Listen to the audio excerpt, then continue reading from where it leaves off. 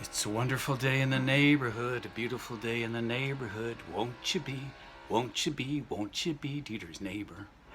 Neighbors. Hi, neighbors. Uh, this is Real History with Dieter. So I'm wearing my nice Cobra Australian military hat. And I don't know how many people really know about this, but I was a very good history student. In fact, I was a straight A honor roll student. This is a funny story. I got called into the principal's office in grade 9, I think. And because the teacher had left the room and some of the kids had opened their books, right, to cheat. I always used to cover my stuff because I don't like cheating in any way. So anyway,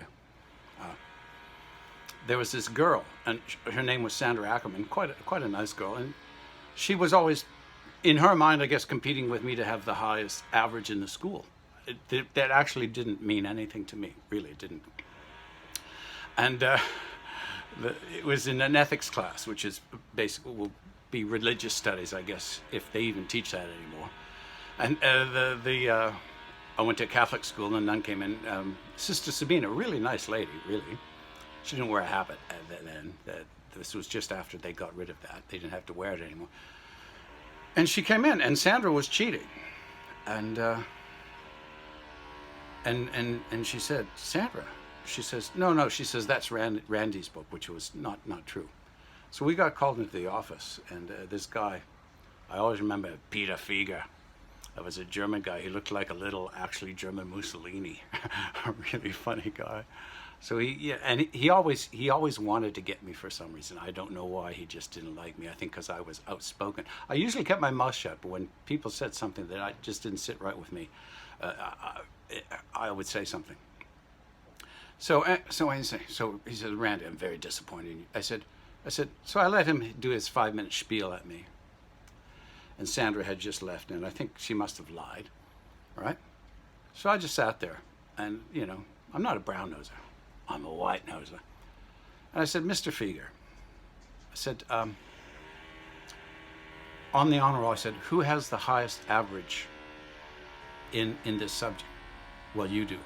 So I said, and who has the highest average in math, science? In fact, that 1 year, I had the highest average in every subject. I had a 92.4 average. So I said, so if I'm the smartest, don't like to use that word, guy in the class, why would I be cheating? He didn't know what to say. I said, I didn't do it. And it wasn't my book. And that was the end of that. So I digress. You hear that drilling going on. Anyway, I just wonder how many of you know about the Danelaw. So this is a furtherance to the Immigrant Song, which I think is a beautiful poem. And the reason I'm doing this is because I'm a history buff by now. If you've seen at least 3 of my videos, you know that I'm a history buff, I would think. And I like to think, you see, the Danes, when there's some very good series you can see on this, about the Viking stuff. When they set sail to the west, they weren't going to America. They hit England, for heaven's sakes, and England was like 98 Forest at the time, right? And there's this great thing. Rutger Hauer is in the longship, and he's blind, and they taste the water and go, it's sweet. So when these Danish Vikings in around 800 or something, or maybe before that, I think it was around 800, they thought they'd found paradise. England was like 98% forest. They had bears and wolves and wild animals and all this cool shit.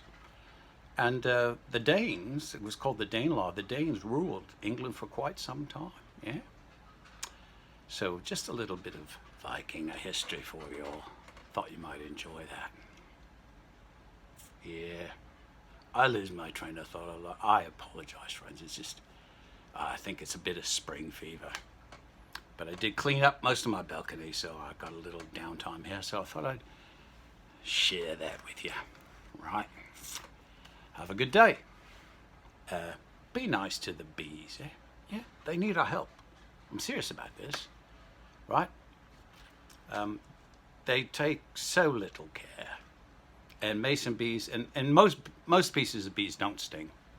So I understand if you are allergic to them, you don't want them around, but nah.